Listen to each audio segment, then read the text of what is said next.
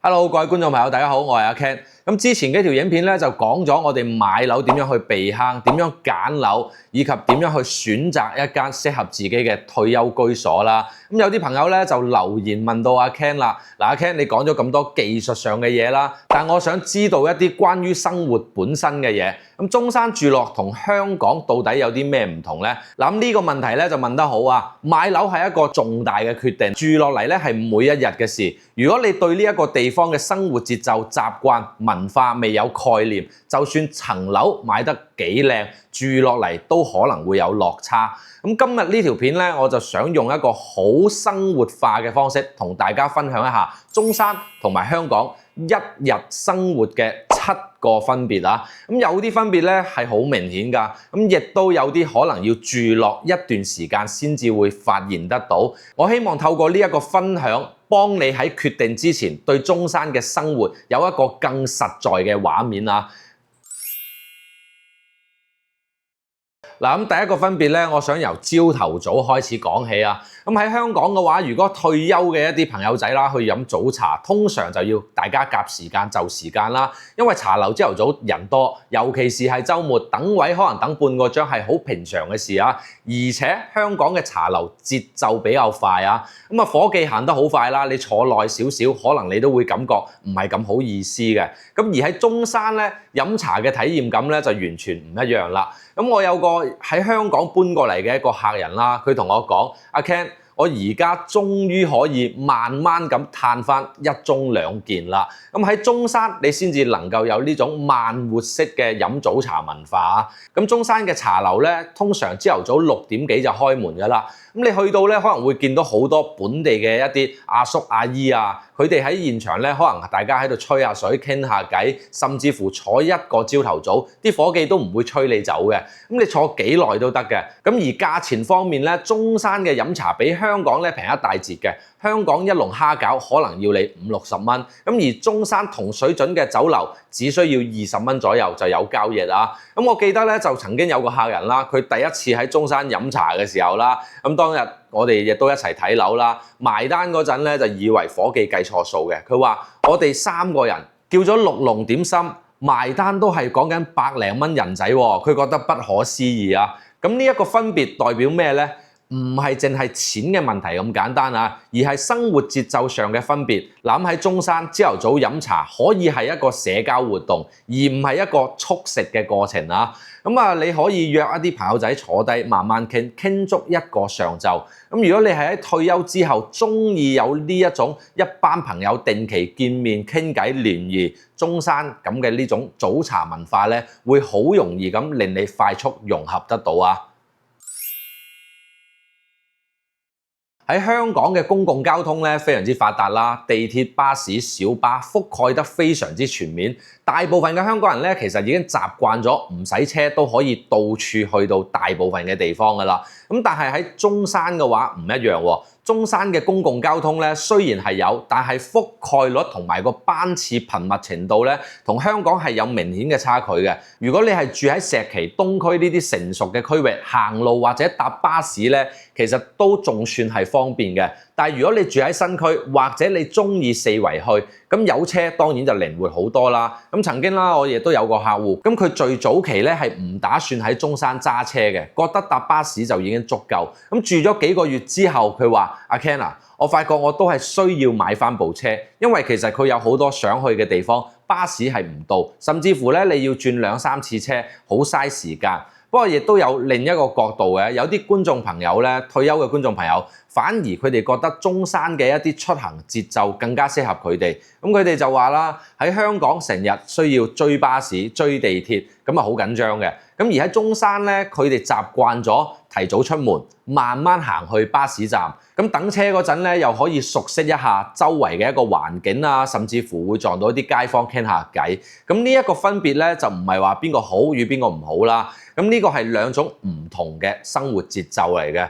假如果你係諗住準備過嚟中山退休生活嘅，咁我可以建議你可以諗下啦，你係一個鍾意自己揸車周圍去嘅人啦，抑還是係鍾意慢慢行唔介意等嘅人？咁呢個答案咧可能會影響到你揀邊一個區域嚟居住啊。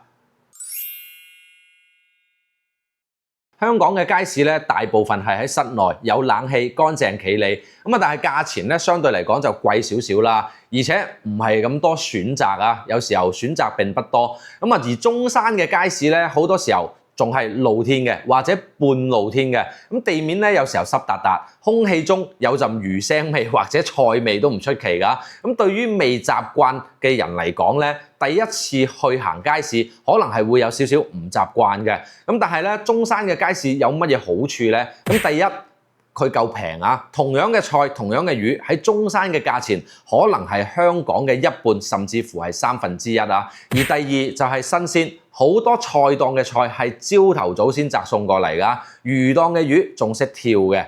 咁啊，第三就係有人情味啦。你買多幾次，可能個檔主會認得你，會同你傾偈，有時候甚至乎咧會送多幾棵葱俾你都唔出奇㗎。咁我有個香港嘅客人啦，佢已經喺中山住落咗年幾時間啦。咁時不時我哋亦都會約埋一齊飲茶食飯啦。咁佢最初嘅時候咧，佢同我講係好抗拒去中山嘅街市嘅，覺得污糟邋遢。咁但係住落咗一段時間之後咧，佢話：阿 Ken，我而家好中意去行中山嘅街市啊，因為嗰度先至能夠感覺到我係真正咁喺中山行緊街啊。咁佢又同我講啦，就話我而家非常之中意行中山嘅街市啊，因為嗰度先至係真正嘅中山啊。佢仲話識咗幾個街市嘅檔主，而家每次去買餸，檔主都會問佢最近點啊，有時候仲教佢點樣揀下魚啊，點樣煲湯啊。咁呢種人與人之間嘅連結，咁喺香港嘅街市，我相信係比較難揾得到嘅。咁當然啦，如果你係真係唔習慣去傳統嘅街市，咁當然中山亦都有其他嘅選擇啦，有好多大型嘅超級市場啦、Walmart、大潤發啊，呢啲都係環境同香港嘅超市係差唔多嘅。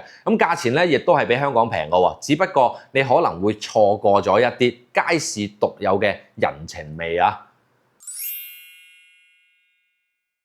呢一 part 亦都係比較多觀眾朋友關注㗎，呢個係退休嘅所有朋友仔最關心嘅一個話題啊。中山同香港嘅醫療體系其實有好大嘅分別，香港嘅醫療咧雙軌制，公立醫院平但係排期長，私家醫院快但係好貴。大部分嘅退休朋友嘅習慣咧就係小病睇私家，大病咧就排公立啊。咁中山嘅醫療對於香港人嚟講咧，其實係一個全新嘅體驗啊。嗱，咁首先中山咧就有3甲醫院啦，即係最高級別嘅綜合醫院啦。例如我哋石岐嘅人民醫院、東區嘅博愛醫院以及西區嘅中醫院都係3甲級嘅。咁呢啲醫院嘅設備同埋專科水平咧，處理大部分嘅退休常見問題係完全足夠㗎。其次，費用方面咧，如果你有買內地嘅一個城鄉居民醫保，每年講緊800蚊人仔，住院可以報銷2/3啊，即係最高報銷去到80%㗎。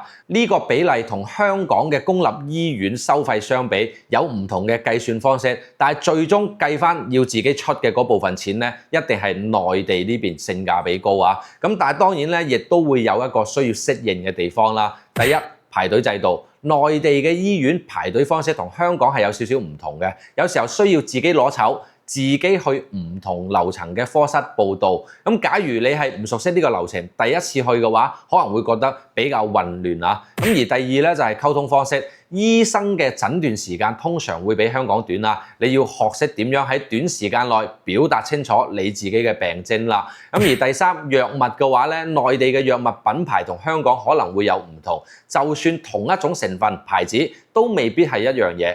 咁有啲香港人咧會選擇返香港配藥啦，尤其是係一啲長期嘅病患啦。不過呢種分別，大部分人咧其實係可以慢慢去適應嘅。咁曾經咧，我哋亦都有客戶啦，佢最初好擔心呢一個內地嘅醫療問題啦，咁特登咧就揀咗一個近醫院嘅屋苑啦。住咗1年之後咧，佢發覺原來喺內地睇醫生並冇我哋想象中咁難啊，因為佢已經去過幾次醫院啦，佢已經熟悉咗呢間醫院每一個部門、每個科室係喺邊度，點樣掛號，邊個醫生好。咁呢啲嘢其實住落慢慢就會熟悉㗎啦，並唔係一件難事啊。咁所以醫療部分咧，其實就唔係話有太大嘅障礙啦，而係一個慢慢學習嘅過程啊。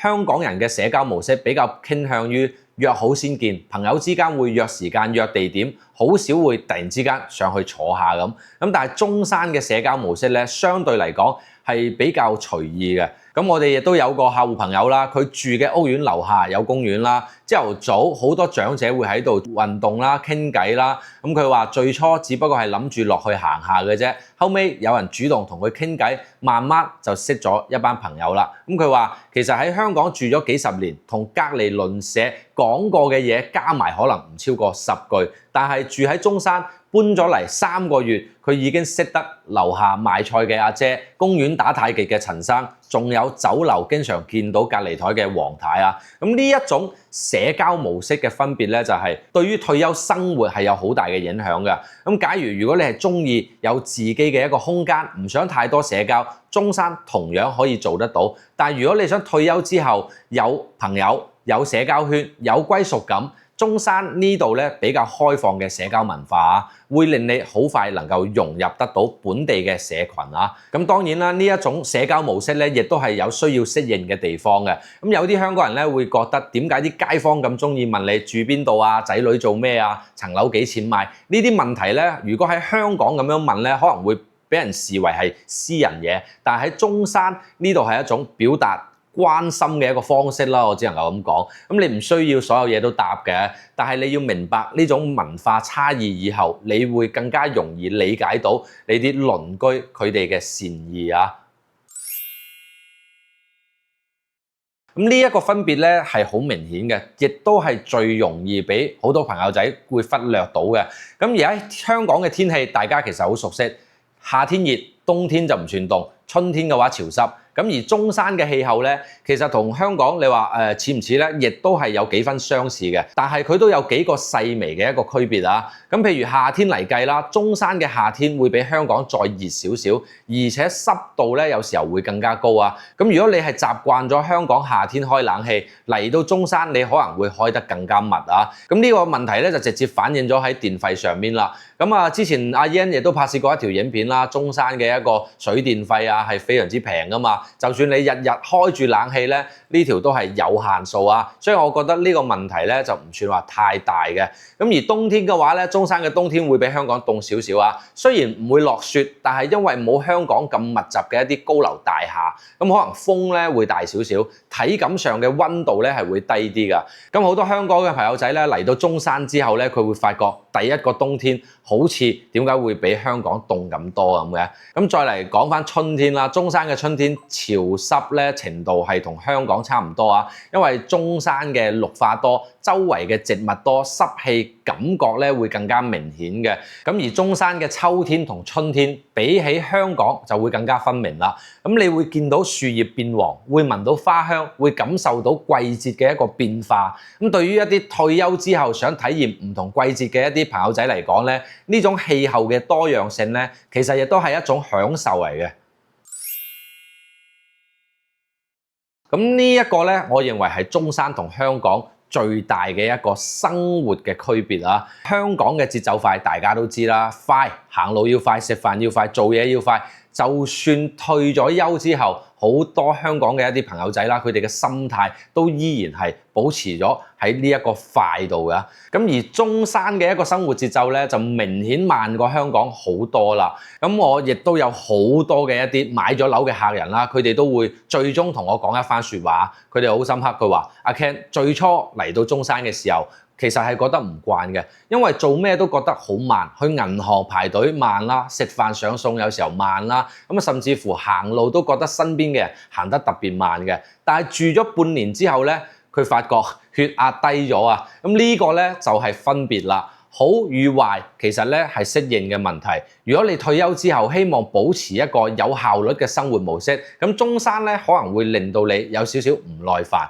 但係如果你退休之後，你係希望學習到慢落嚟嘅呢種生活狀態，咁中山的而且確係一個好嘅地方。咁有冇啲咩方法可以幫助到我哋適應呢？咁其實我嘅觀察咧就係，好快適應到中山節奏嘅人，通常咧佢哋有幾個共通點㗎。咁佢哋會主動揾啲慢嘅活動，例如種下花啊、書法啊、太極啊。佢哋會接受排隊係一種社交，而唔係浪費時間嘅一種行為啊。咁佢哋咧亦都會欣賞等嘅過程啦。有好多一啲買家朋友其實翻到嚟之後啦，佢哋好中意搭巴士穿梭每一個鎮區。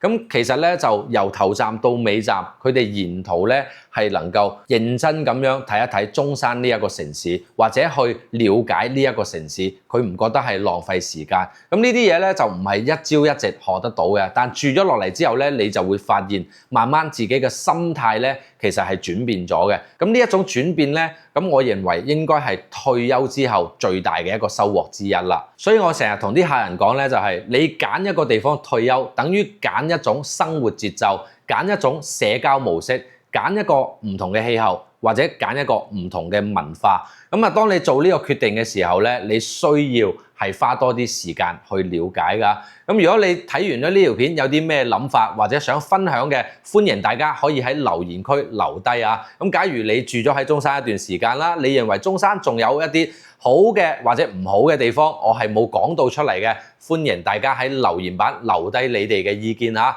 咁今期嘅節目咧，分享大概咁多啦，我哋下期再見啦，拜拜。